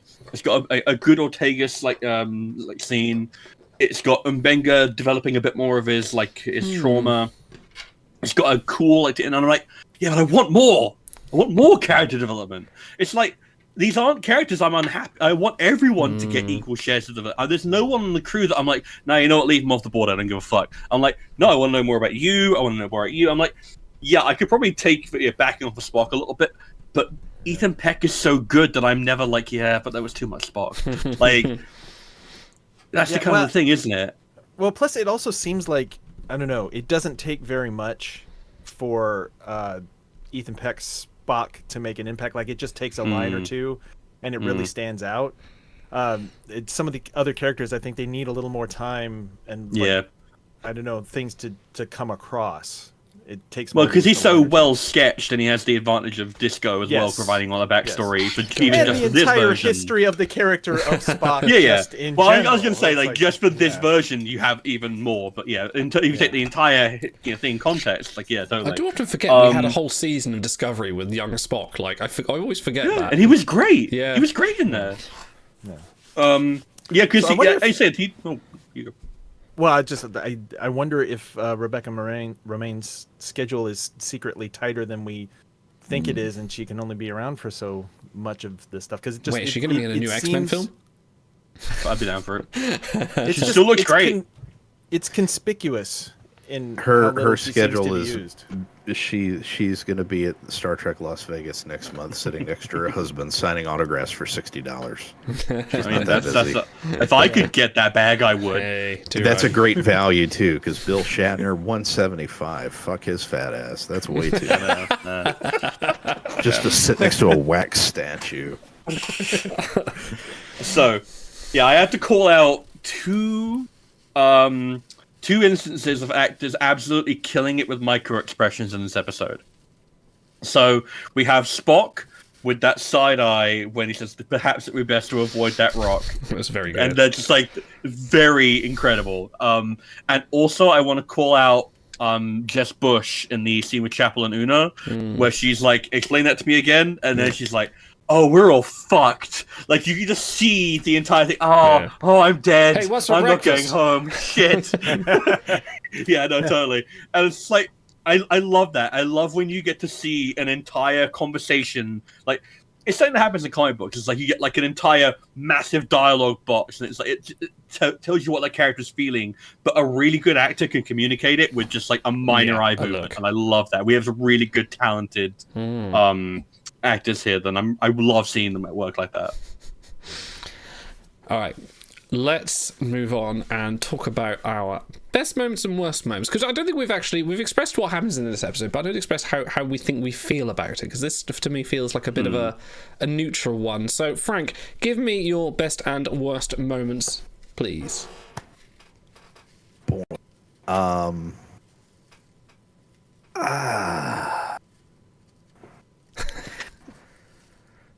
It's all kind of blending together. So best, I loved, it's hard to pick an individual one, so I will just steal and take this. Best were little individual character moments that were sprinkled all throughout, exactly like Stars just eloquently said, where you see these moments of brilliance and you see acting come through, you see emotion come through just with looks, with expressions. Or just very simple acts and not big grandiose speeches. We've already had that this season.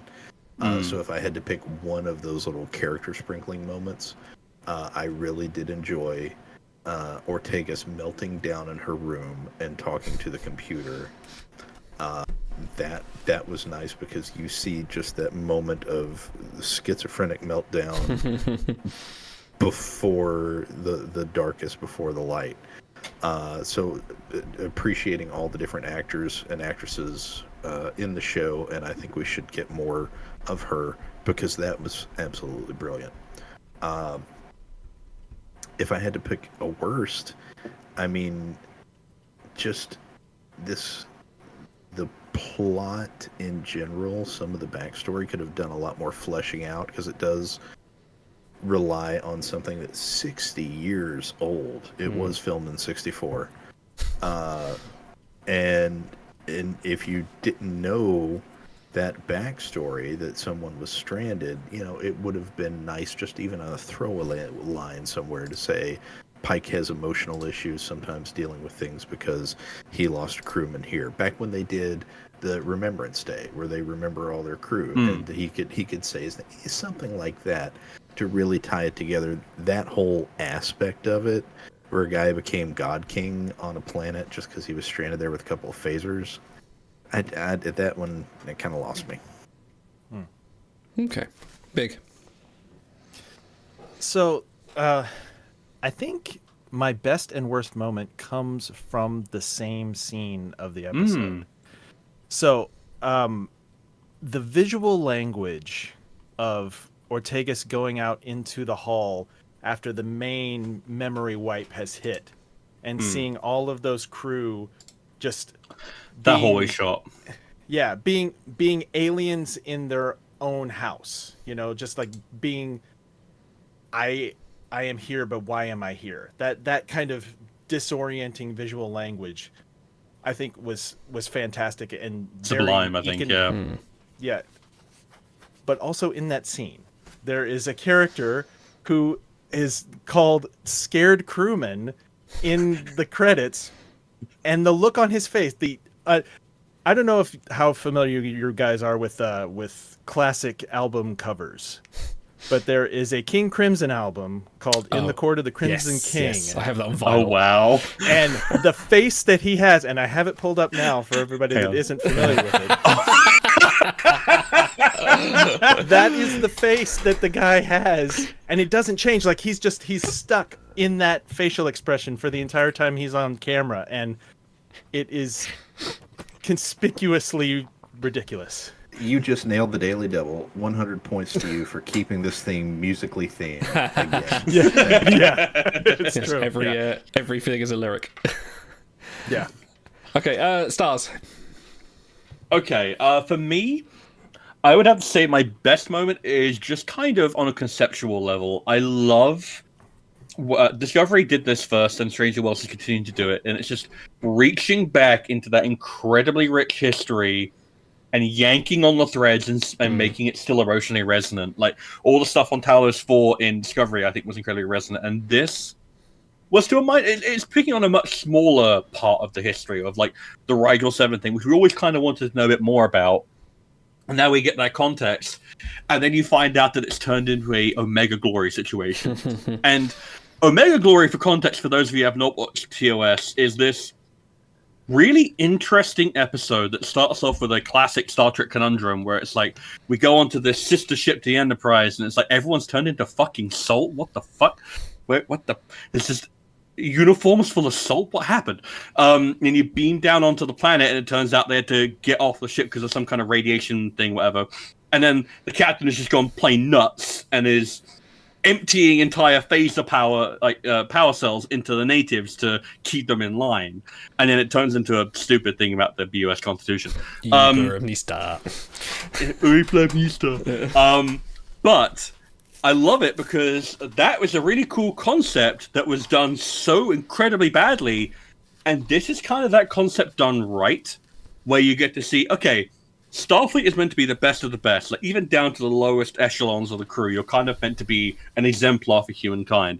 What drives you to break bad in that instance? And it's like, yeah, you know what? Being the yeoman, like the personal assistant to the captain, and then you get abandoned on this awful planet and you start forgetting your own history. You start filling in the gaps. You start becoming spiteful. You probably have to kill quite a lot to survive. Like, yeah, like that makes emotional sense to me, and I'm looking at. So incidentally, he is Yeoman Zach Nagayan. You catch his last name on the briefing board at the beginning, and he does turn into a bit of a Mortal Kombat character at the end in terms of the aesthetics. Bit of a Joker, but well. I still a little bit, but it makes sense, and I do like that. Pike has enough empathy in him to reach out to him and say, you know, yes, this was an awful situation. I am so sorry for what happened to you, but I'm not going to give you the easy out and say that this was mind control, because guess what? I was helping people after being left here, and you were killing people. So let's see. You have to take some responsibility for that. And I just like that. I like that as a Starfleet done right, Starfleet done wrong, and what it means to be your best self in the worst situation. And I like that. Worst moment. So I'm not usually one to rag on Anson Mount for his acting, because I don't think that it's something that I ever have to call him up on. I think he does amazingly in almost every instance. But I think there were one or two moments when he was giving Zach the business where I was like, maybe another take or two, maybe a bit more intensity, maybe a bit more. I want to hear you scream yourself hoarse because you are. One of your security officers is dying. You are losing your memories.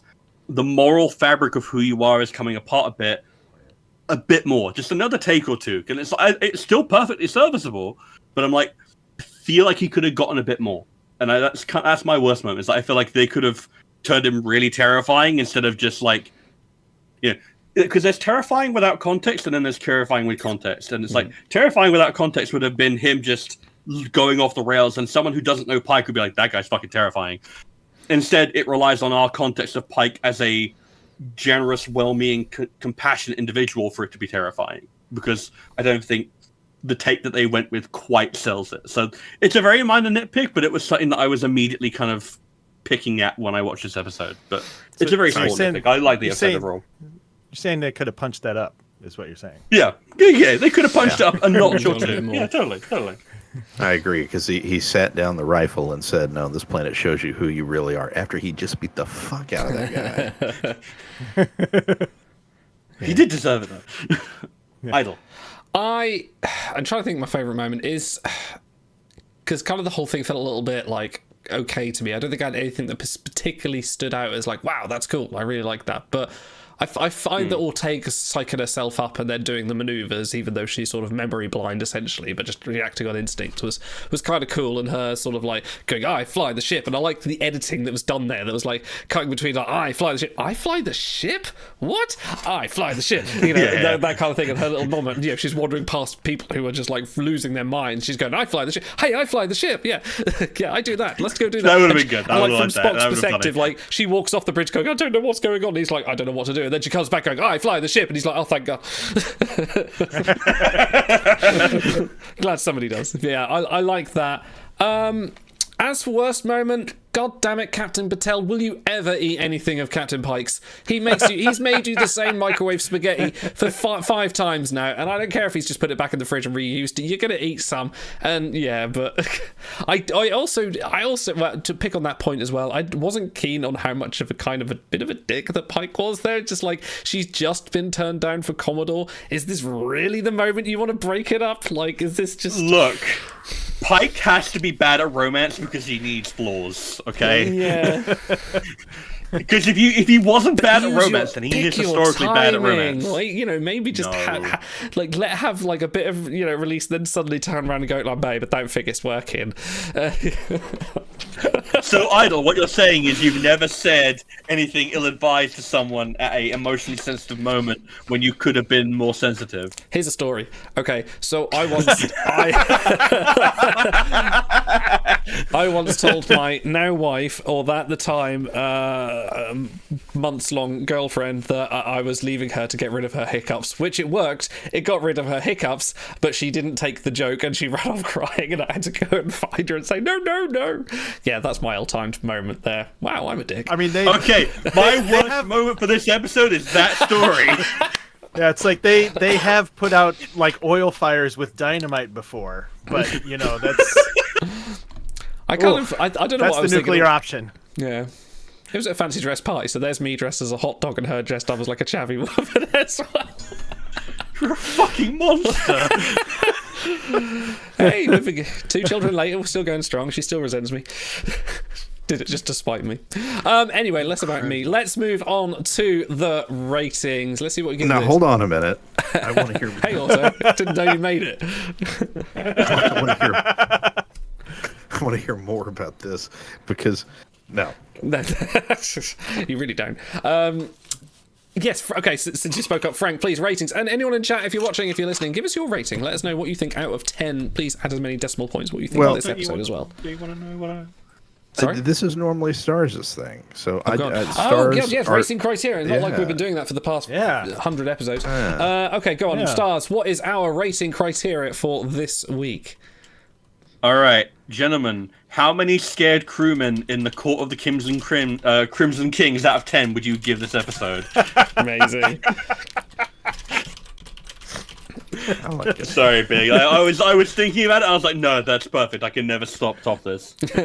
Okay. I'm happy to bring it in. Frank, ratings and reasons.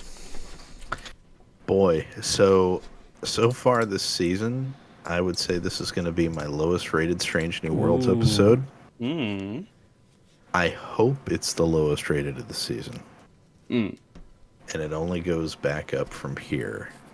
So out of 10 scared shitless crewmen from a King Crimson album cover in the corner of the Enterprise, or out of 10 Uhura's mystery breakfasts that you want to say, I'm going to give it a 6.1. Now, 0.1, wow. It's better than some of the absolute dreck we've watched. It could be miles better, though. It could be miles worse. I appreciated the little character moments and the little chuckles that we got along the way. But now that I'm saying that, I'm talking myself down 5.9. 5.9. You know when we originally said this, we said, yes, out of 10, we'll keep it easy. Now, clearly, we're just going out of 100. Yeah. Big, go on. So, I think this is a 6 for me. It's the first Strange New Worlds episode that I can pretty definitively say I wish they had taken one more pass at this script. It feels like all the elements of it are a little too rushed, a little too underbaked, and they don't quite make a coherent whole when taken all together. Like, it's like the stuff with Ortegas is good, the stuff with the planet is good, the stuff with the people on the planet is good, but I don't know, it doesn't all hang together, and it doesn't feel like any one aspect of it is given enough time to really interrogate to the level that, to the credit of the show, they have taken the time to flesh out in previous episodes. It just feels like this one just needed a little bit more zhuzh in the writer's room before it was sent out. So yeah, it's a 6 for me. A little sun. Stars. Yeah. All right, I'm gonna go a bit out of the curve here, and I'm gonna give this 8 scared crewmen in the Court of the Crimson Kings out of 10, because for me, this is an episode that hangs together mostly out of a succession of really good lines that speak a lot about a character. Because if I think about this episode, I think of Spock talking about, you could just say 2 moons. He's like, I could, but that would be leading to a conclusion. Guess what? That's all you need to know about Spock. Luke, down on the planet, I am swayed by your emotions. And I'm like, you know what? I was asking the question, why are you going to help them? Why are you, Lotus Eater, going to help these people with their problems? Like, okay, no. That makes perfect emotional sense for a Lotus Eater who goes with the flow. It's like, I am swayed by your emotions because you have convictions because I don't have them. Okay, I buy it. And then again with Zach, when he's talking, I love this scene, by the way, where he's like, it's a really nice twist on a person begging someone that they know to get their memories back, to come back. But instead of it being because you love them, it's because, hey, I need to get Nice Pike back because Mean Pike is going to fucking kill me if he doesn't. And then he just has this little line that is very small, but it says a lot. It's like he's talking to Pike about the effects of the palace and the ore that stops him from affecting the memory. He says, but of course you don't believe me. And that says a lot about their relationship and what it was like for him serving as yeoman pre the cage in one line. Like, there are a lot of lines here that do a lot of legwork, and I really appreciate that kind of script writing. I don't know, it just worked for me. Like, there's something about this that just really worked for me. So, 8 out for me. How about you, Isle? 8 for you. Chat so far, Kern has given it a 6. Chris Chubb has given it a 6.5-ish, so we will be adding chat's ratings this week to the final score, so please give them in before we finish if you can. I'm kind of thinking around a 6 as well. There were elements I wish there would have been more of. I think the parts that let it down for me are kind of how shallow the society felt. Like, I think if we go back to Lift Us Where Suffering Can't Reach, that kind of felt like a full planet worth of people with its own hierarchy and civilization, and even going to like other even TNG episodes where, like the Masterpiece Society, where they're bashing against the limits of the budget. They almost felt like there was a full society. Here it just kind of felt like there was 3 people in a castle and 12 people in a field. Like, this is supposed to be a whole, this is supposed to be the Calarians, or what you can, how they exist. It kind of felt a little hollow. I feel like that's kind of the intent, because it's literally the Lotus Eaters. There is no society here because there can't be. Like, you have the top 5% who actually retain their memories, and then you have a literal emotionless, convictionless, society below them. But it didn't even feel like there was a society. It felt like there was one guy called Luke in a tent. He seemed to have 4 tents, and then this is all what they're basing their, and Zach, the Omen has kind of taken over a planet of like 6 people. It felt it somehow, I know like other episodes have only had like a total of 6 guest stars in the background, but somehow this felt emptier, and I can't quite explain it. It's like, well, I mean, if you think about it for half a second, it's like, why is that hierarchy there?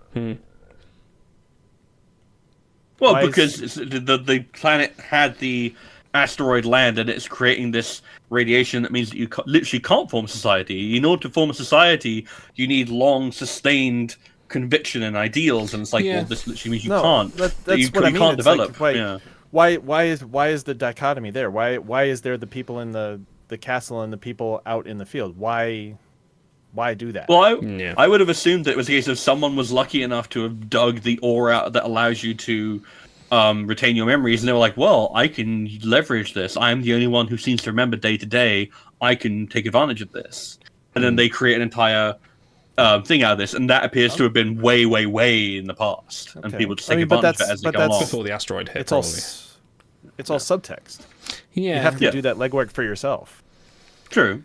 Yeah, that is very true. I get this in the inferences more on Pike and then the memory loss as well, but I also felt like it was a bit of a tropey episode that I feel like this has been done before, people losing their memories and going, who am I don't know, let's find out. And they were doing less of the kind of people wandering around going, am I the captain? No, I must be the captain, I have the bigger chest. There was less of that, but there was more of like Ortega sort of like going, like saying like, who am I? Don't know. What am I doing here? It was kind of almost Packard language that wasn't kind of, I don't know, it felt like they had to go to great lengths to say like, Chapel had to sit there and goes like, yes, you lose your memories, but you don't forget all these other things that you would forget to be able to do things. So that's how we can explain that Ortega still flies the ship. It sort of felt a little bit on the ropes, a little bit kind of needed a bit more, I don't know, a bit more push to prove itself, I think. So yeah, I'm on a 6 for that, I think. Yeah, I think this all kind of crystallized for me where the dividing line is for the episode. It's like how much you enjoy this episode